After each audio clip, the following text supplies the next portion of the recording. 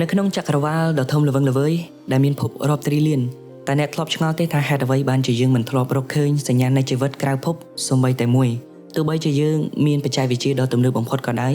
ក៏ភាពស្ងៀមស្ងាត់នៃទីអវកាសនៅតែបន្តតែមកពីយើងមិនទាន់ជឿនលឿនគ្រប់គ្រាន់ដើម្បីឲ្យគេកត់សម្គាល់ឬក៏យើងកំពុងតែស្វែងរកខុសគោលដៅហើយវាដល់ពេលដែលយើងត្រូវគិតឲ្យបានធំជាងមុនត្រៀមខ្លួននៅក្នុងការបង្កើតរចនាសម្ព័ន្ធយក្សនិងស្វែងរកចម្លើយថាតើយើងគឺពិតជាឯកោនៅក្នុងចក្រវាលនេះមែនឬការពិតដ៏គួរឲ្យភ្ញាក់ផ្អើលនោះគឺបើយើងប្រៀបធៀបអរិយធម៌ដែលអាចមាននៅក្នុងចក្រវាលមនុស្សជាតិយើងគឺស្ថិតនៅក្នុងកម្រិតដ៏ទាបមួយនៅឡើយនោះទេបើយើងមិនប្រញាប់អភិវឌ្ឍខ្លួនឲ្យក្លាយទៅជាអរិយធម៌លំដាប់ Galaxy Intergalactic Civilization នោះទេ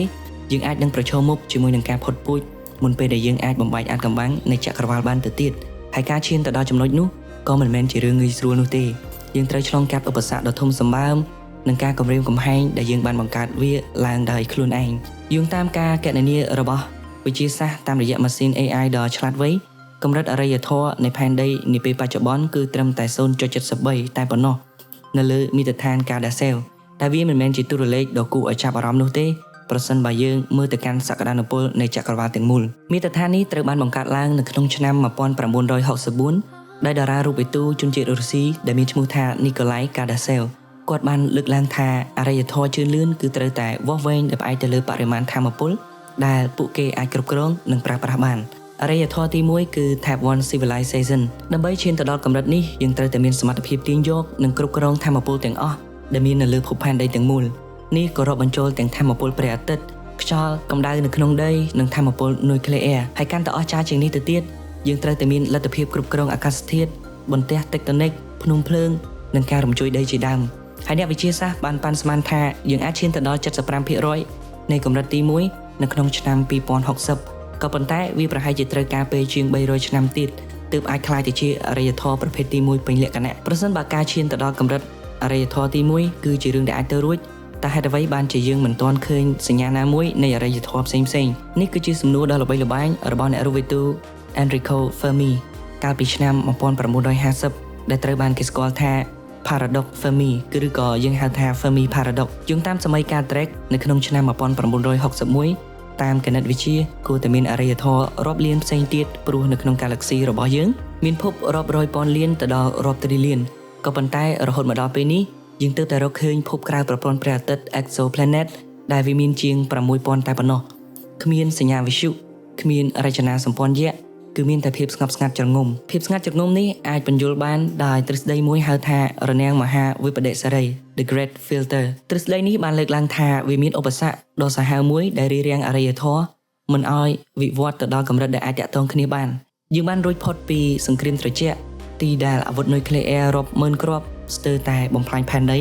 និងកំពុងតែតស៊ូនឹងកែប្រែអាកាសធាតុប៉ុន្តែការគំរាមកំហែងដ៏ធំបំផុតបន្ទាប់ដែលវាអាចទៅជារនាំងចុងក្រោយគឺជាបញ្ញាសិប្បនិម្មិត AI បើយើងគិតទៅ AI វាអាចជួយយើងឲ្យពន្លឿននៃការស្រាវជ្រាវថាមពលនុយក្លេអ៊ែរនិងស្វែងរកសម្ភារៈថ្មីៗនៅក្នុងល្បឿនលឿនឬស្មើនឹងការសិក្សា800ឆ្នាំក៏ប៉ុន្តែបើយើងបង្កើត AI ដែលមិនស្របតាមគន្លងសីលធម៌គឺ Misalign AI វានឹងក្លាយទៅជាអ្នកបំផ្លាញយើងហើយការបង្កើតមេរោគរាតត្បាតដ៏សាហាវដោយ AI ក៏វាប្រហារនៅលើបណ្ដាញអគ្គិសនីឬក៏ជាការដែលធ្វើឲ្យមនុស្សពឹងផ្អែកទៅលើវាខ្លាំងពេករហូតដល់ការបាត់បង់សមត្ថភាពរស់រានមានជីវិតជាមូលដ្ឋានសុទ្ធតែជាលទ្ធភាពដែលអាចកើតមានប្រសិនបើយើងអាចគ្រប់គ្រង AI បានយ៉ាងត្រឹមត្រូវយើងនឹងបោះជំហានចូលទៅកាន់អរិយធម៌ប្រភេទទី2គឺ Type 2ប្រសិនបើយើងអាចគ្រប់គ្រង AI បានយ៉ាងត្រឹមត្រូវយើងនឹងបោះជំហានចូលទៅកាន់អរិយធម៌ប្រភេទទី2គឺ Type 2ដែលជាកម្រិតមួយដែលអាចទាញយកថាមពលទាំងអស់ពីផ្កាយរបស់យើងគឺព្រះអាទិត្យដើម្បីស្រូបយកថាមពលដ៏មហិមានេះយើងមិនអាចពឹងផ្អែកទៅលើបន្ទះសូឡានៅលើផែនដីបានទេយើងត្រូវការសាងសង់ Dyson Swarm ឬ Dyson Sphere ដែលជារចនាសម្ព័ន្ធបណ្ដុំផ្កាយរណបរាប់ពាន់រាប់លានឲ្យវិលជុំវិញព្រះអាទិត្យយើងប្រហែលជាត្រូវការជីកយករ៉ែពិភពពុទ្ធ Mercury ដល់ Snow ដើម្បីយកវត្ថុធាតុដើមមកសាងសង់វាលើសពីនេះយើងអាចនឹងបង្កើតម៉ាស៊ីនថាមពល Stellar Engine ដែលអាចប្រើប្រាស់ថាមពលព្រះអាទិត្យដើម្បីរុញច្រានប្រព័ន្ធព្រះអាទិត្យទាំងមូលយកតែម្ដងជំហានចុងក្រោយដ៏មហោស្ចារ្យនឹងក្លាយទៅជាអរិយធម៌ប្រភេទទី3គឺ Type 3ដែលអាចគ្រប់គ្រងថាមពល Galaxy ទាំងមូលយើងនឹងត្រូវទាញយកថាមពលពីផ្កាយទាំង100ពាន់លាននៅក្នុង Galaxy Milky Way ព្រមទាំងថាមពលពីប្រហោងខ្មៅ Black Hole នៅចំកណ្ដាលរបស់វាយើងប្រហែលជាត្រូវការប្រើប្រាស់ Von Neumann Prop ដែលជាយានអវកាសអាចចម្លងខ្លួនឯងបានដោយស្វ័យប្រវត្តិដើម្បីធ្វើដំណើរនិងពង្រីកឥទ្ធិពលរបស់យើងពីពេញ Galaxy